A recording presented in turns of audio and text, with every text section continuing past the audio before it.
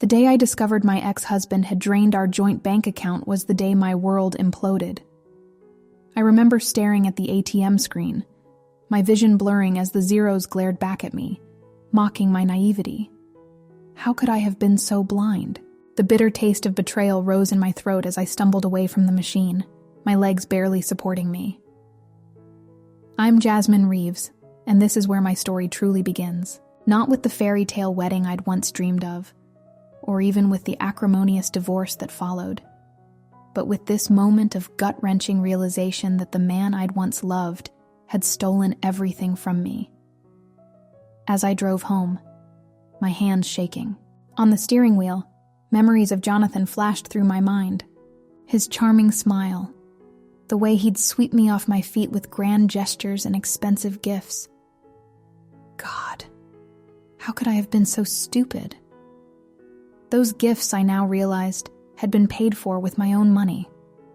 Our money, which he'd clearly been siphoning away for who knows how long.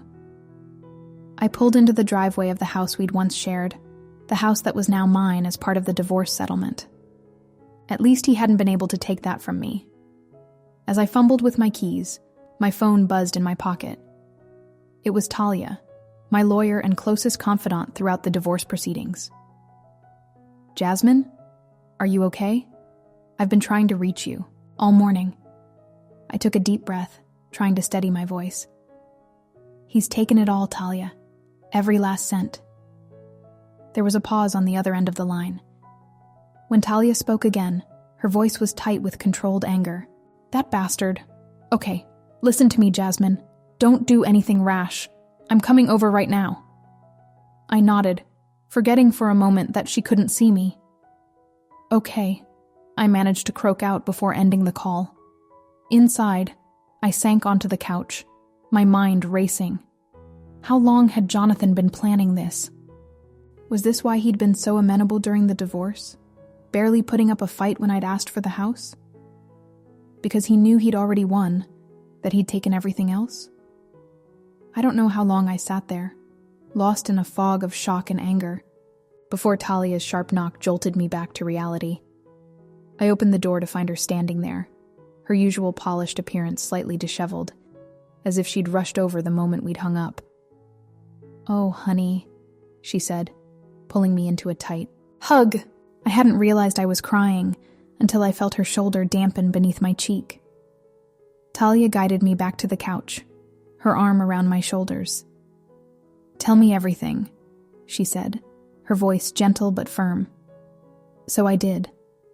I told her about going to withdraw some money for groceries only to find the account empty, about calling the bank in a panic, thinking there must have been some mistake, only to be told that a series of large transfers had been made over the past week, emptying the account. Talia listened intently, her brow furrowed in concentration. When I finished, she squeezed my hand. "Jasmine, listen to me. What Jonathan has done is illegal. We're going to fight this, do you understand? We're going to get your money back and we're going to make him pay." I nodded, feeling a spark of hope ignite in my chest. Talia had always been a fighter. It was what made her such an excellent lawyer. If anyone could help me through this, it was her.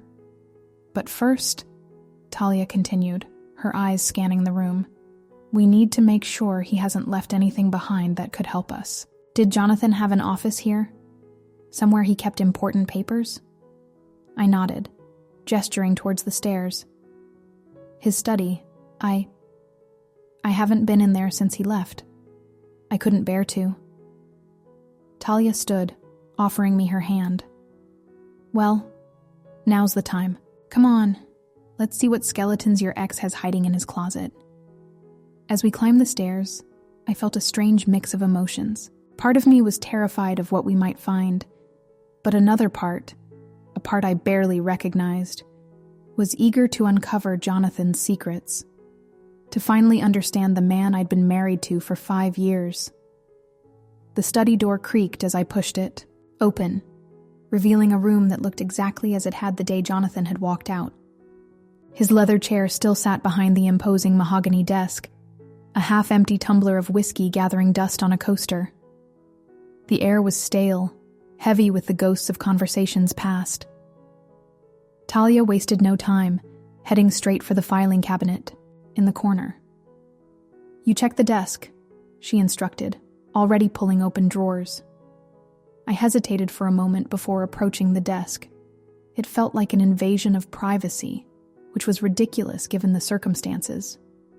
Jonathan had invaded my privacy in the most profound way possible by stealing my money. I owed him nothing. The top drawer yielded nothing but pens and paper clips. The second was filled with old receipts and bank statements, which I set aside for Talia to look at later. It was the bottom drawer, locked and requiring a key, that caught my attention. "Talia," I called, my voice shaky. "I think I found something." She was by my side in an instant, examining the lock. "Do you know where he might have kept the key?" I shook my head, then paused. A memory surfaced. Jonathan, drunk one night, boasting about his clever hiding spot. "Wait," I said, moving to the bookshelf. My fingers trailed along the spines until I found what I was looking for. A hollowed-out book, its pages cut away to create a secret compartment. Inside was a small silver key. With trembling hands, I inserted the key into the lock. It turned, with a satisfying click, and the drawer slid open smoothly. What we found inside made my blood run cold. Stacks of documents, some bound with rubber bands, others loose and threatening to spill out. But it wasn't the quantity that shocked me. It was the content.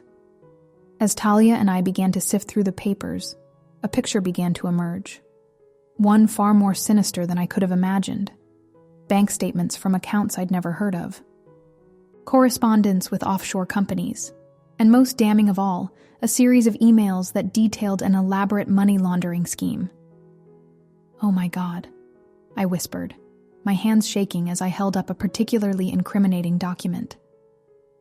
"Talia, what is all this?" Talia's face was grim as she scanned the papers. "This, Jasmine, is evidence of serious financial crimes. Money laundering, corporate fraud. Your ex-husband has been very busy." I felt sick to my stomach. The Jonathan I thought I knew, the charming, successful businessman, was nothing but a facade. Behind that winning smile lurked a criminal, someone who had no qualms about breaking the law for his own gain. "What do we do now?" I asked, my voice barely above a whisper. Talia's eyes met mine, fierce determination burning in them. Now, we fight back. Jonathan thought he could take everything from you, but he made one crucial mistake. He left behind the evidence we need to bring him down. As we continued to pore over the documents, my shock slowly gave way to anger. How dare he? How dare Jonathan betray not just me, but the law, ethics, everything we were supposed to stand for? "I want to nail him to the wall," I said, surprising myself with the vehemence in my voice. Talia nodded approvingly. "That's my girl. But Jasmine, you need to understand. This isn't going to be easy. We're talking about serious crimes here. The kind of thing that powerful people will want to keep buried. Are you sure you're ready for this fight?" I took a deep breath, looking around the study that had once been Jonathan's sanctuary. The room where he'd plotted and schemed, thinking he was untouchable. Well, he was about to learn just how wrong he was. "I'm ready," I said, my voice stronger than it had been all day. "Let's take him down." Little did I know, as Talia and I gathered up the incriminating documents, that this was just the beginning.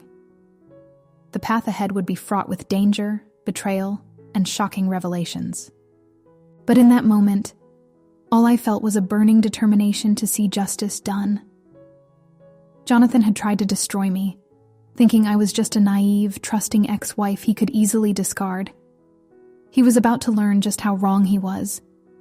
The gloves were off, and I was ready for war.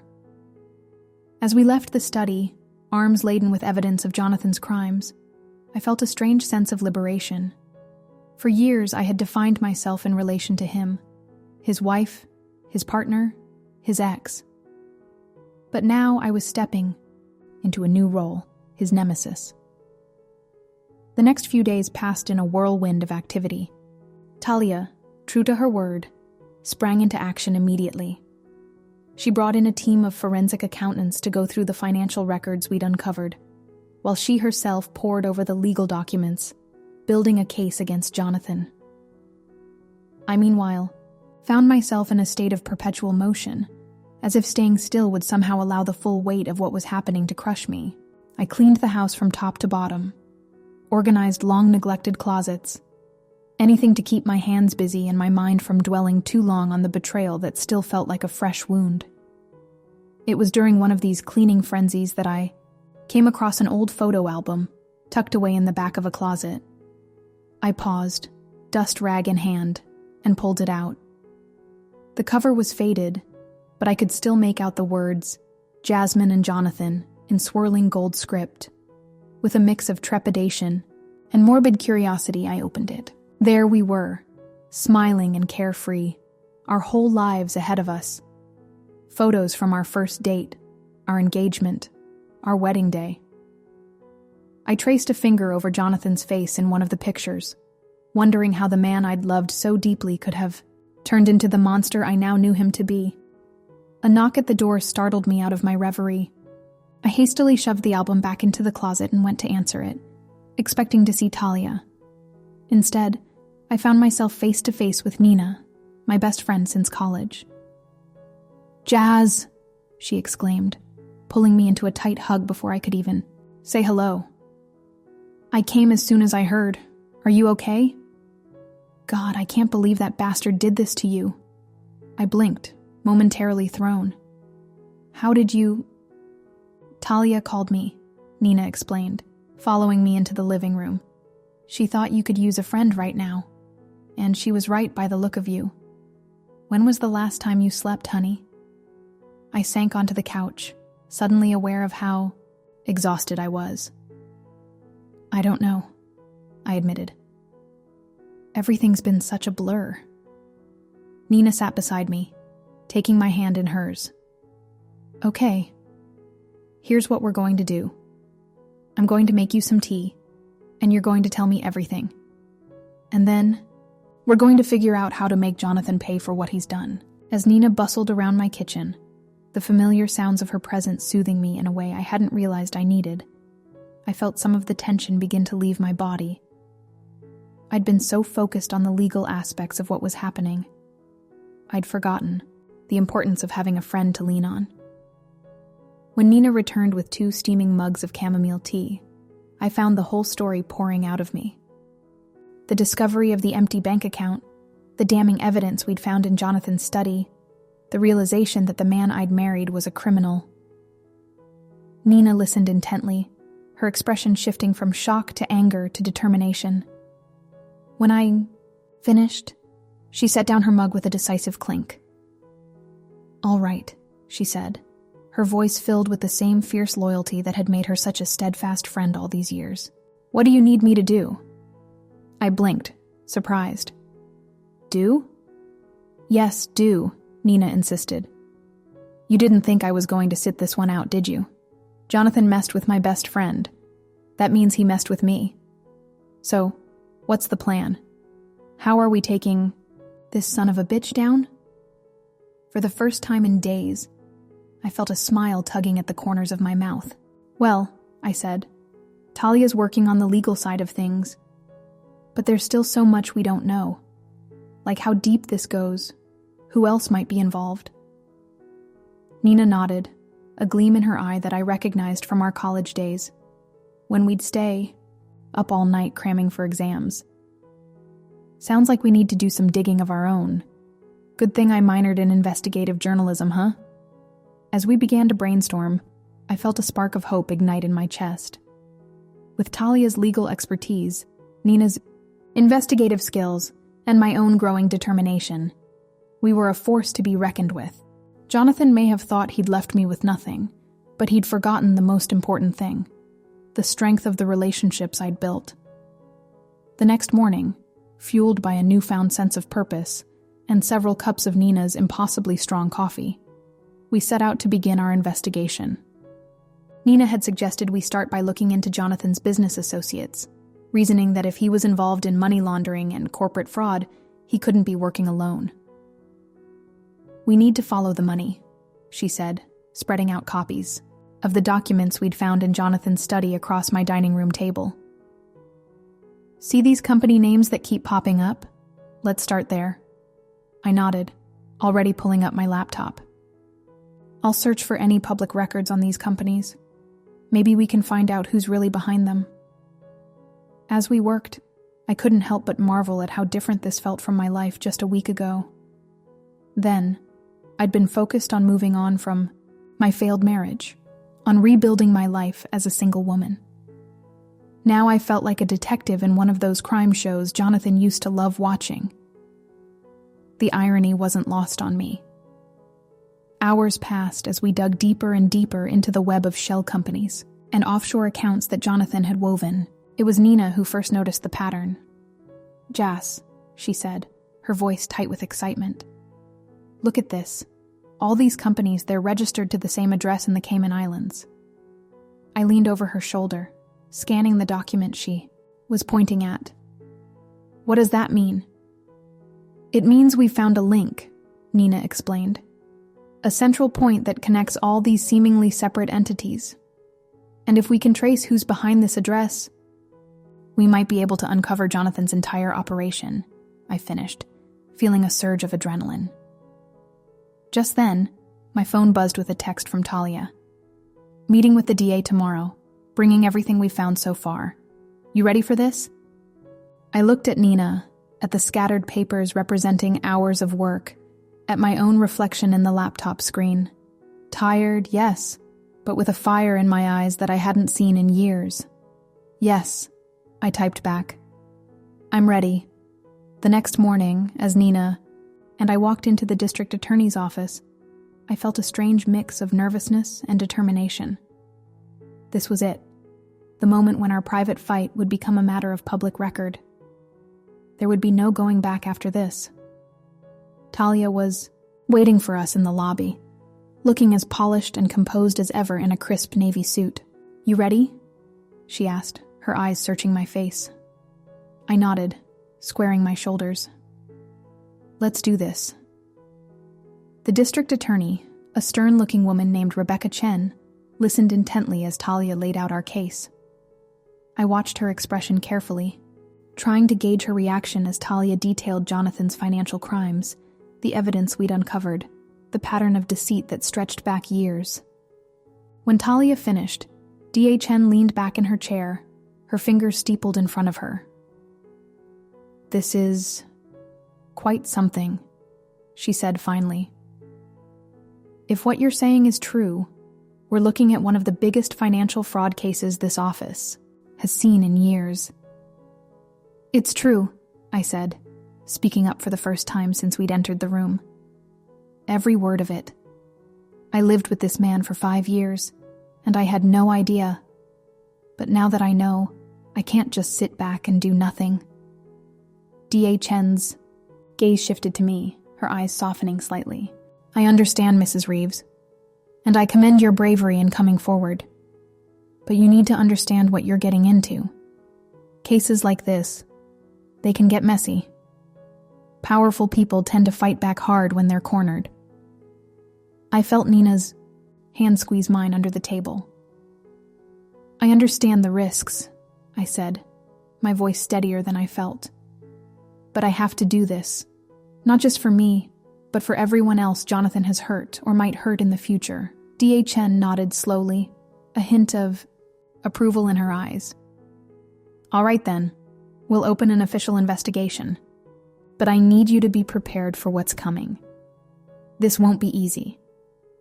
And it won't be quick." As we left the DA's office, I felt a strange mix of relief and apprehension. We'd taken the first big step, but I knew this was just the beginning of what promised to be a long and difficult journey. "You did great in there," Talia said as we walked to her car. "Chen's tough, but I could tell she was impressed." Nina nodded in agreement. "Seriously, Jas, you were like a total badass." I managed a small smile, grateful for their support. Thanks, guys. I just hope it's enough. Over the next few weeks, our lives fell into a new rhythm. By day, I threw myself into helping with the investigation, poring over financial records, and trying to piece together the full extent of Jonathan's crimes. By night, I tossed and turned, plagued by nightmares of Jonathan's betrayal and fears of what might happen if we failed.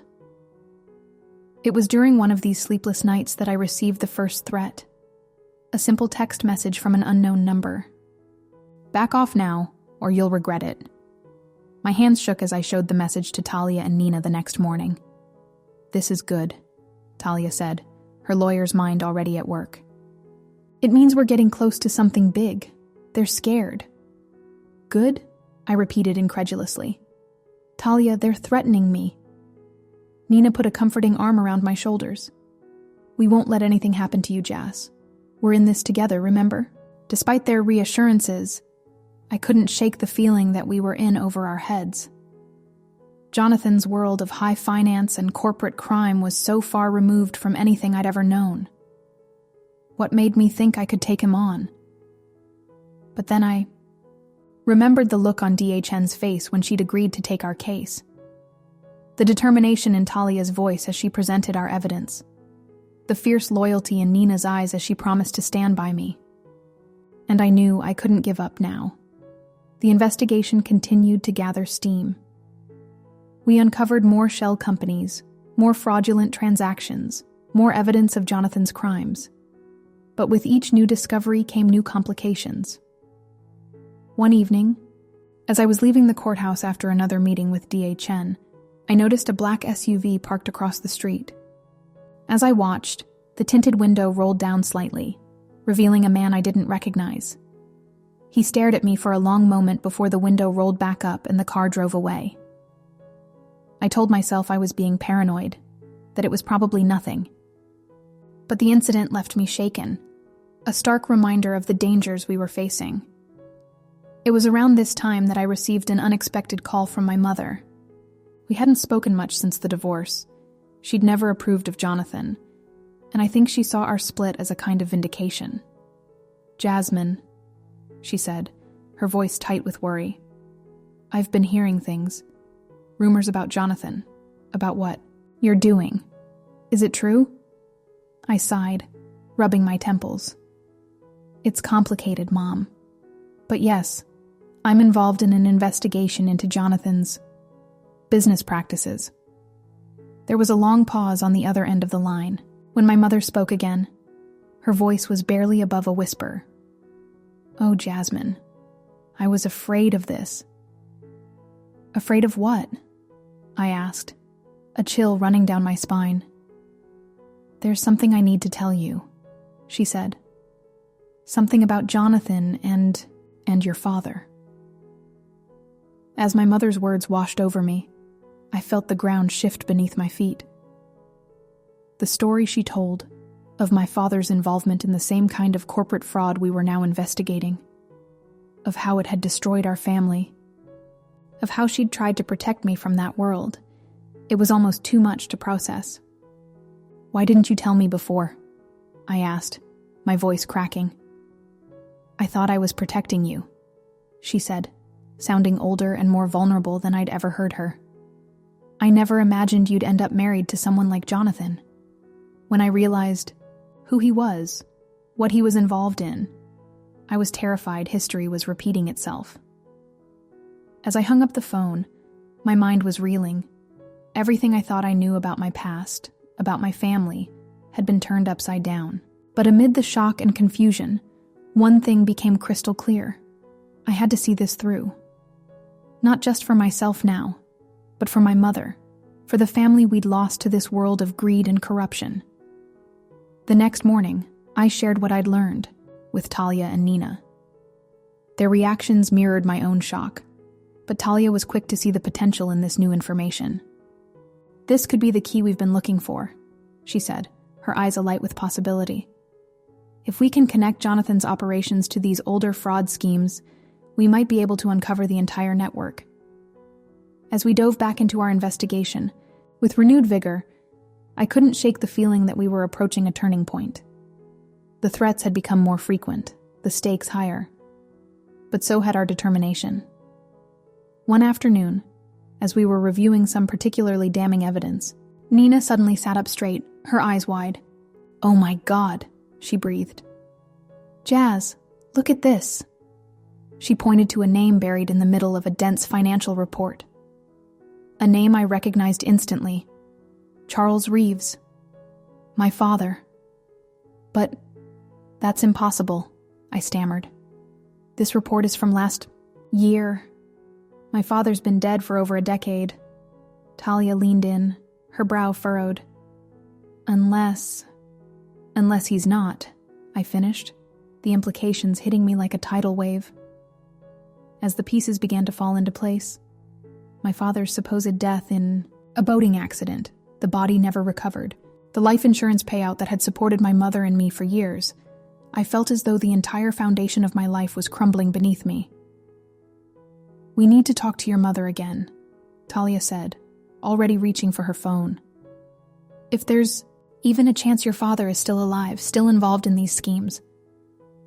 But before she could finish her thought, a loud crash echoed through the house. The sound of breaking glass, of heavy footsteps. "Get down," Nina yelled, pulling me to the floor just as a bullet whizzed over our heads, embedding itself in the wall behind us. As we huddled behind the couch, the sound of gunfire filling the air, I realized with terrifying clarity that our investigation had just become a matter of life and death. Jonathan and his associates were done playing games. They were coming for us, and they were playing for keeps. In that moment, as I heard Talia on the phone frantically calling for help, as I felt Nina's arm around me, protective even in the face of mortal danger, I made a decision. I would see this through to the end, no matter the cost. For myself, for my mother, for the truth that had been buried for far too long. The world I thought I knew had been shattered. But from the fragments, I would build something new, something true, something just. As sirens wailed in the distance, growing louder with each passing second, I steeled myself for the battle ahead. Jonathan had tried to destroy me, but he'd only succeeded in making me stronger. And now, I was ready to fight back with everything I had. The next few hours passed in a blur of police statements, crime scene investigators, and the growing realization of just how close we'd come to disaster. As dawn broke, casting a pale light over my now bullet-riddled living room, I found myself sitting on the front porch, a cup of untouched coffee growing cold in my hands. Talia emerged from the house, looking exhausted but determined. She sat, down beside me, her shoulder brushing mine in a gesture of silent support. "The police think it was a professional hit," she said quietly. "Hired guns, probably on Jonathan's payroll." I nodded, not trusting myself to speak. The events of the night before kept replaying in my mind. The crash of breaking glass, the terrifying crack of gunfire, the suffocating fear as we huddled behind the couch, waiting for it to end. "Jasmine," Talia continued, her voice gentle but firm. "We need to talk about what happens next. This changes things." I turned to look at her, seeing the worry etched in the lines around her eyes. "What do you mean?" Talia sighed, running a hand through her disheveled hair. "The DA wants to put you in protective custody. After last night, it's clear that Jonathan and his associates are willing to go to extreme lengths to stop us. We need to consider your safety." The thought of going into hiding, of letting Jonathan win through intimidation, made my blood boil. "No," I said, surprising myself with the vehemence in my voice. "I won't run and hide. We're too close to stopping him." Talia opened her mouth to argue, but before she could, Nina joined us on the porch. "I just got off the phone with my editor," she said, a glint of excitement in her eyes despite the dark circles that spoke of a sleepless night. "They want to run the story. Front page, Sunday edition." I felt a surge of hope. "Really?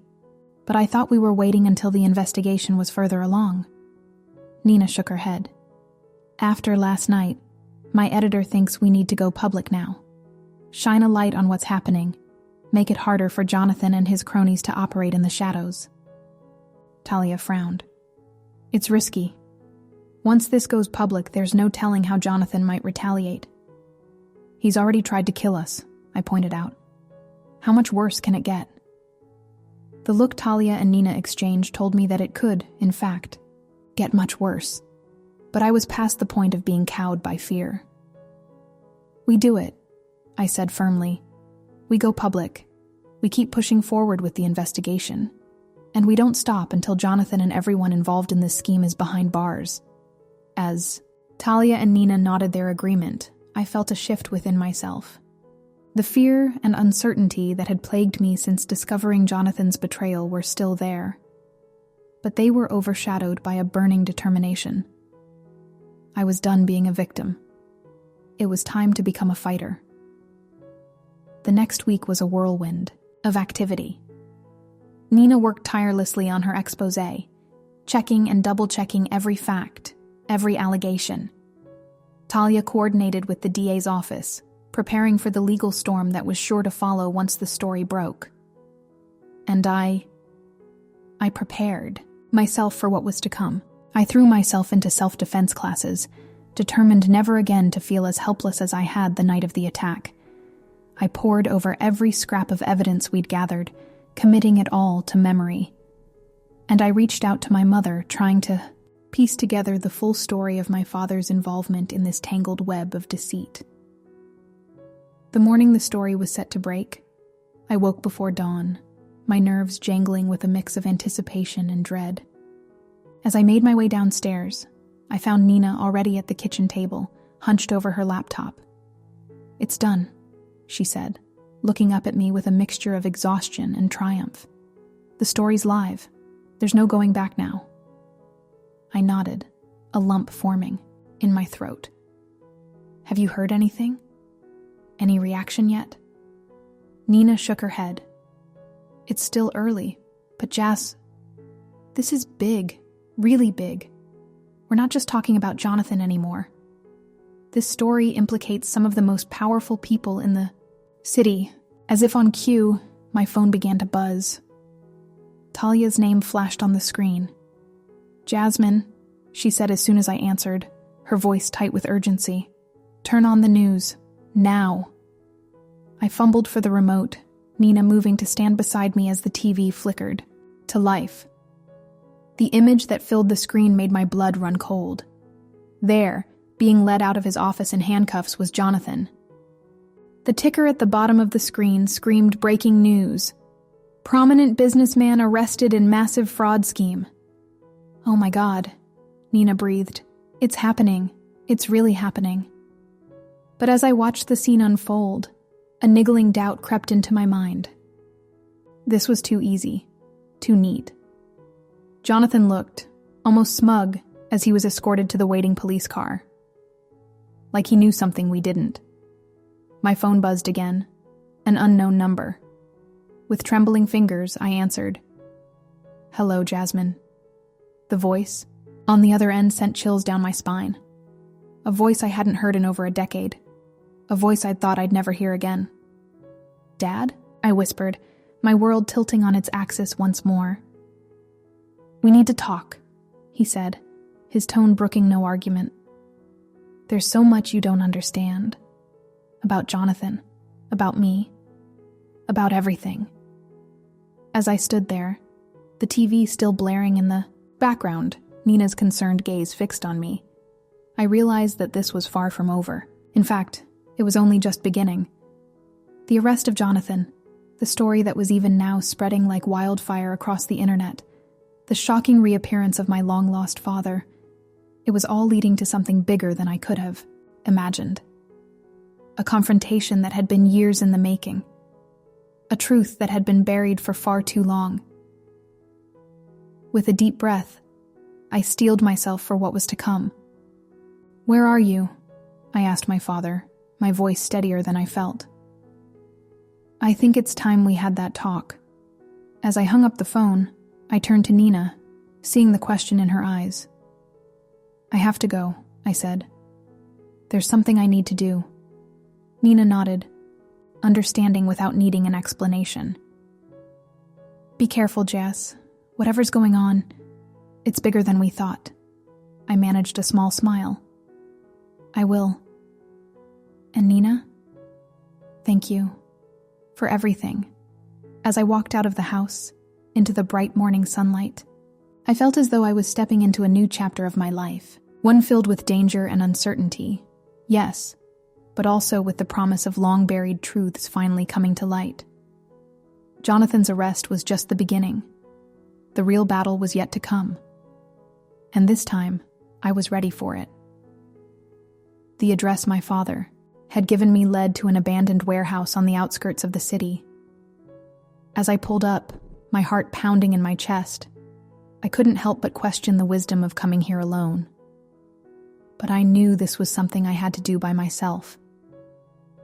The interior of the warehouse was dimly lit, dust motes dancing in the shafts of sunlight that penetrated the grimy windows. And there, standing in the center of the cavernous space, was a figure I hadn't seen in over a decade. "Hello, Jasmine," my father said, his voice echoing in the empty building. "You've grown up." I approached cautiously, my eyes never leaving his face. He looked older, of course, his hair now more gray than brown, deep lines etched around his eyes and mouth. But there was no mistaking those eyes. My eyes. Staring back at me from a face I'd thought I'd never see again. Why? It was the only word I could manage, encompassing all the questions that had been swirling in my mind since that phone call. My father sighed, suddenly looking every one of his years. "It's complicated, sweetheart. More complicated than you could possibly imagine."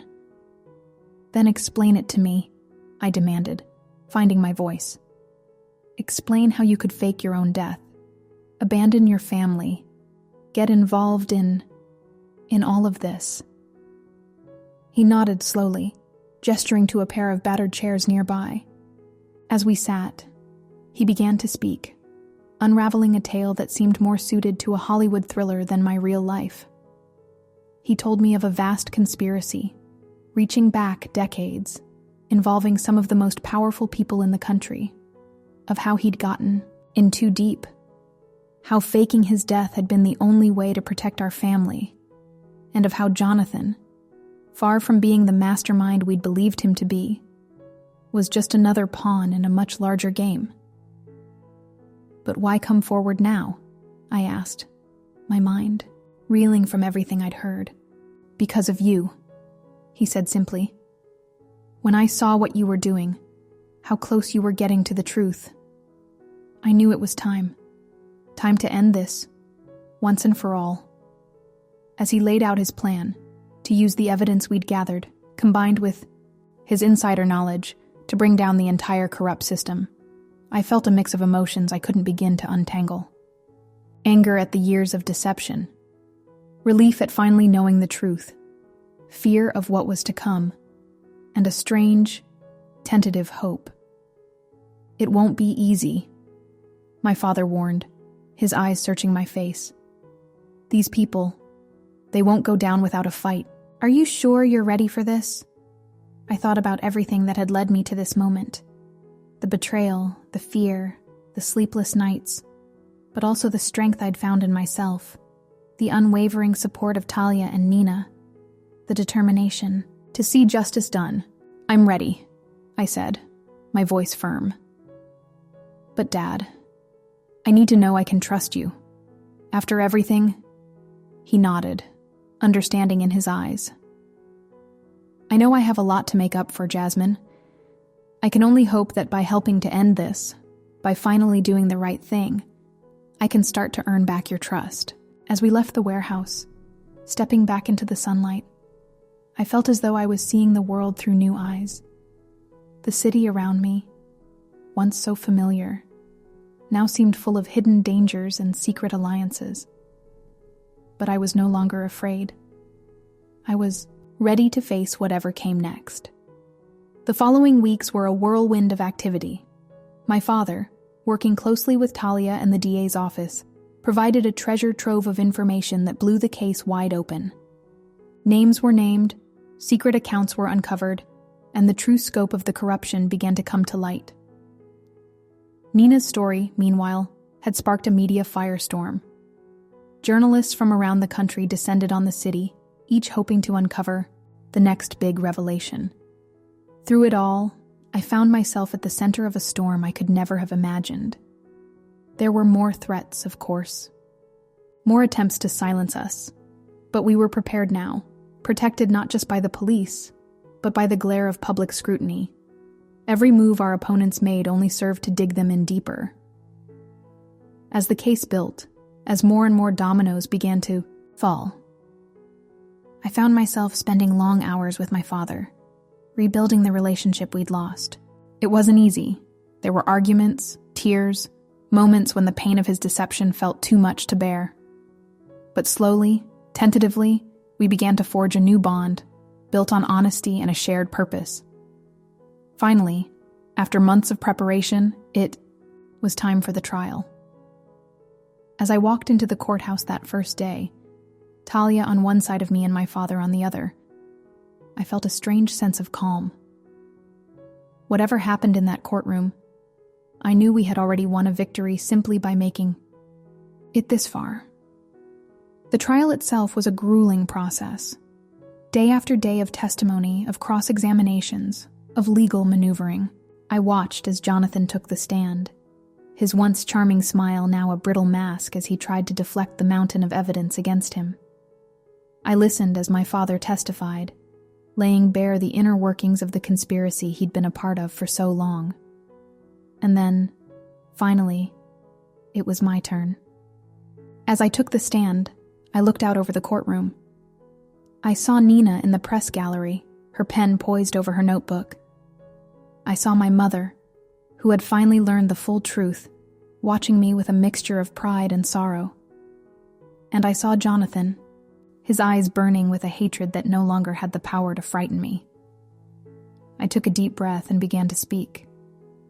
I told my story, not just of Jonathan's betrayal and the investigation that followed, but of the personal journey I'd been on, of how I'd discovered a strength in myself I never knew I had, of how I'd learned the true meaning of justice and the importance of standing up for what's right, no matter the cost. As I spoke, I could feel the weight of the past few months, of all the fear and uncertainty and pain lifting from my shoulders. This was why we had fought so hard, why we had risked so much. Not just for justice in the legal sense, but for the chance to reclaim our own narratives, to speak our truths to power. When the verdict finally came down, guilty on all counts, the courtroom erupted in a cacophony of sound. But I barely heard it. All I could focus on was the feeling of profound relief, of a chapter finally closing. As we left the courthouse, blinking in the bright sunlight, I was overwhelmed by a sense of possibility. The road ahead wouldn't be easy. There were still loose ends to tie up, still powerful people who had escaped justice. But for the first time in what felt like forever, I was looking forward to the future, rather than dreading it. Talia pulled me into a tight hug. "We did it," she whispered, her voice thick with emotion. "You did it, Jasmine." Nina was next, her eyes shining with unshed tears. "I'm so proud of you," she said. "You're the bravest person I know." And then my father was there, looking at me with a mixture of pride and regret that made my heart ache. "Jasmine," he began, but I cut him off, pulling him into a hug. "I know," I said softly. "We have a lot to work through, but we'll do it together." As we walked away from the courthouse, surrounded by the flashing cameras of the press and the cheers of supporters, I felt a profound sense of change. The woman who had started this journey, betrayed, afraid, unsure of herself, was gone.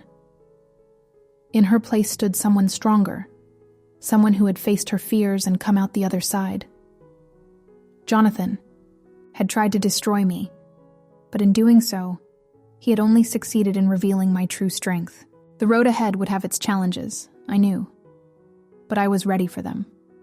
Ready to continue the fight for justice. Ready to help others who had been victimized by corporate greed and corruption. Ready to build a life on my own terms. As I looked back at the courthouse one last time, I smiled. This wasn't an ending, I realized. It was a beginning, and I couldn't wait to see what came next. In the months that followed, life settled into a new rhythm. The media frenzy gradually died down, though I still found myself recognized on the street from time to time. Talia's law firm, buoyed by the high-profile success of our case, took on more whistleblower clients.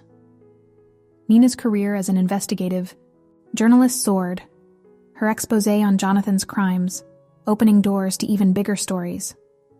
And me? I found myself at a crossroads, unsure of what path to take next.